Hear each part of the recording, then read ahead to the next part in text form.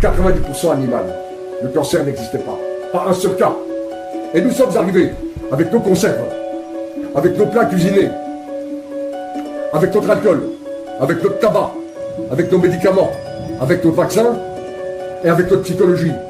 Et là, 8-10 ans après, le cancer est apparu. Les bactéries sont en nous. Elles sont détruites en permanence par le système immunitaire. Mais ce système immunitaire peut recevoir plus ou moins un certain quantum d'énergie. Manger bio est excellent, mais il ne suffit pas de manger bio pour être équilibré. Si par exemple dans un restaurant végétarien, une personne mange du soja, du riz et termine par un fruit, même que tout cela soit biologique, la personne se portera moins bien que la personne du restaurant d'à côté qui prend un steak pommes frites salade. Parce que quand on prend le steak pommes frites salade, même si c'est pas bio, c'est équilibré. Donc non seulement l'alimentation doit être bio, mais aussi équilibrée.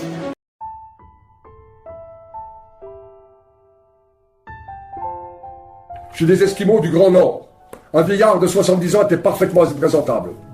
Il n'y avait pas de maladie vasculaire, il y avait un peu de rhumatisant chez les très âgés. Il n'y avait pas un seul cas de cancer pour tout le peuple esquimau, pas un seul cas de cancer. Parce que pas de problème psychologique. Tout ce qu'on observait, c'était des fois des problèmes pulmonaires, c'est ceux qui étaient restés sur la glace plusieurs heures. C'était pas une maladie, ça, c'était le choc thermique, autre chose. Or, quelle était leur nourriture? À 90% carnée. Les caribous, les rennes, les poissons qu'ils pêchaient, et à 10% végétal. Les lichens qu'ils prenaient dans l'estomac des caribous, et certaines baies séchées, qu'ils faisaient sécher des baies de la banquise. 90% animal. Le cancer n'existait pas. Pas un seul cas. Et nous sommes arrivés avec nos conserves, avec nos plats cuisinés, avec notre alcool, avec notre tabac, avec nos médicaments, avec nos vaccins et avec notre psychologie. Et là, 8-10 ans après, avec la diminution de l'aliment carné, de l'alimentation carnée, et la consommation de beaucoup plus de plats préparés, avec la diminution des apports carnés, le cancer est apparu. Pas avec l'apport carné, mais avec la diminution des apports carnés.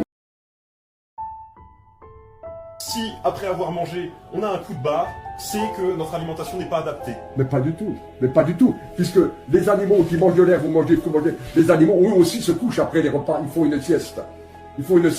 Mais non, c'est un dispatching vital. Il y a une balance entre l'anabolisme et l'immunité, par exemple. Vous prenez un enfant qui mange toute la journée, il fait des infections, même vivant au milieu de la Sologne, ou sur au bord d'un lac en Savoie. Vous enlevez les entre-repas et vous l'amenez à Paris, dans un air un million de fois plus pollué, il ne fait plus d'infection. C'est pas l'extérieur qui le pollue. Les bactéries sont en nous, elles sont détruites en permanence par le système immunitaire. Mais ce système immunitaire peut recevoir plus ou moins un certain quantum d'énergie. Et quand vous mangez, quand la vitalité est dispatchée sur le tube digestif, elle est soustraite du système immunitaire. Quand vous avez un rhume banal, c'est une infection légère. Vous mangez, vous avez encore de l'appétit. Mais il y a une grippe sévère, vous n'avez plus faim. Ce n'est pas les bactéries, ce ne sont pas les virus. Dans la grippe sévère, l'organisme a besoin de toute sa vitalité pour vaincre l'infection. Il retire la vitalité de l'appareil locomoteur, on est claqué, il retire la vitalité du tube digestif pour la dispatcher sur le système immunitaire. Voilà. Et c'est pour ça c'est un problème de dispatching vital. Et c'est pour ça que les grands-mères faisaient des bouillons et des soupes quand on était malade. Mais oui, il n'y a plus de travail digestif, quasiment. Et l'avantage sur le jus de fruits, c'est que c'est ingéré chaud. Ça évitait la dépense sur le plan de l'énergie calorique.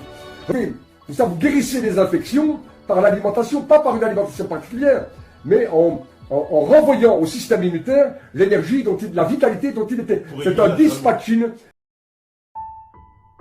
Un jour, j'ai reçu à Paris un grand escogriffe qui avait presque 2 mètres de haut. Mais, comme c'est pas possible, il vient avec sa femme, il s'installe. Je dis, qu'est-ce que vous amène, monsieur? Non, mais c'est pour la petite. Alors, qu'est-ce que vous amène? On va vous montrer, monsieur. Elle était enrobée de pansements de la tête aux pieds, comme Lazare, vous savez. Ils enlèvent les pansements, c'était une plaie, ça coulait de partout. Tout le corps coulait. Les yeux enfoncés dans les orbites. La gamine devait avoir, je sais pas, 2 ans et demi, 3 ans. Marchait pas. Dans un coup, elle était dans un couffin. Alors, je dis, mais comment vous nourrissez cet enfant, monsieur? Il me dit, monsieur Masson, que des produits purs. Je comprenais déjà. Qu'est-ce que vous entendez par des produits purs? Que des végétaux. Des végétaux. Et vous ne donnez pas d'œufs? Pas de fond? Non, pas de rien que des végétaux. Alors je dis, monsieur, votre petite est en train de mourir, là. Vous voyez, elle meurt.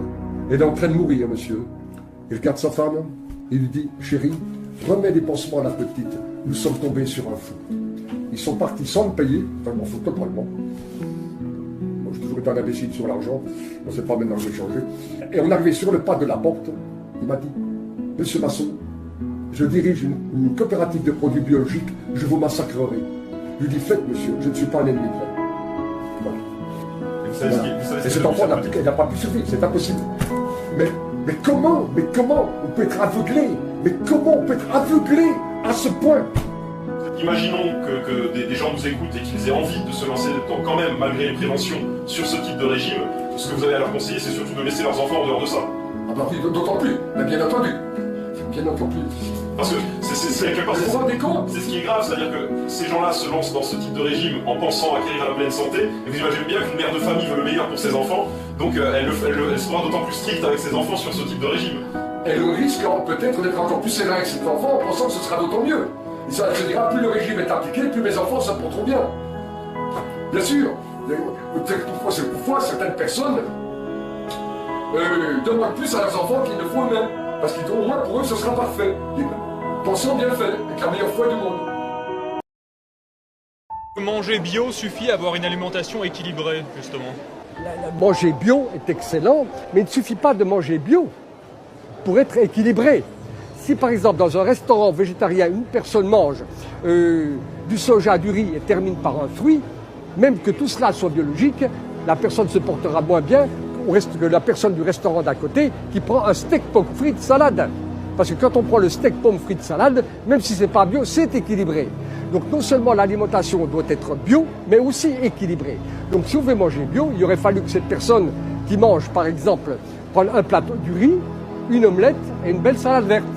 Là, ça aurait été bio et équilibré. Maintenant, est-ce que le fait de manger bio et équilibré est suffisant pour être en bonne santé?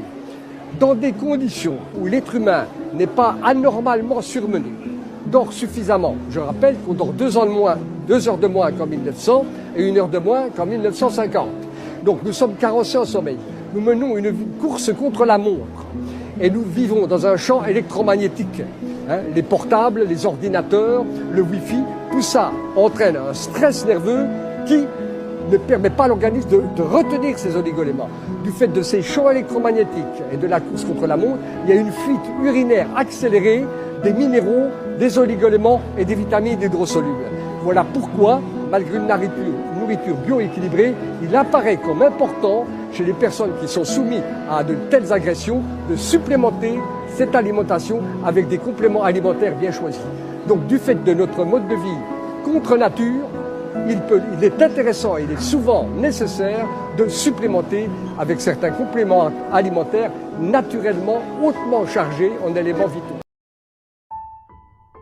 Dans la mesure où cette personne qui désire suivre un tel régime a un fort excès de poids ou un simple excès de poids, si après avoir perdu son excès de poids, elle continue par maigrir et par se sentir devenir de plus en plus frileux, à avoir son potentiel sexuel qui s'en va, si la femme voit ses règles disparaître, si la fatigue chronique s'installe, si le rendement sportif diminue, si une petite déprime apparaît, si les ongles s'amincissent, si les dents se carient, si se produisent des symptômes, il est temps d'arrêter. Il faut savoir que tout régime peut avoir un effet bénéfique à les 3 premières semaines, parce qu'il y a des intoxications. L'être humain, c'est comme un linge sale.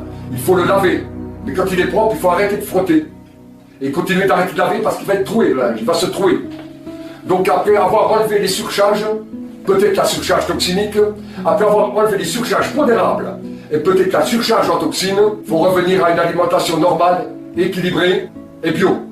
Et pour toute personne, même ceux qui n'ont pas d'excès pondérable au début, qui ont un simple poids normal, et surtout si elles sont maigres, si c'est un cas méthode, le poids diminue encore, et que s'installe une fatigue progressivement, une frilosité, une baisse de la libido, une baisse du rendement sportif, une baisse de l'humeur, de la bonne humeur, si on se sent vieillir, si la peau se flétrit, il est temps de se poser des questions. Tout amaigrissement anormal, toute frilosité, toute déminéralisation et toute fatigue doivent éveiller l'attention.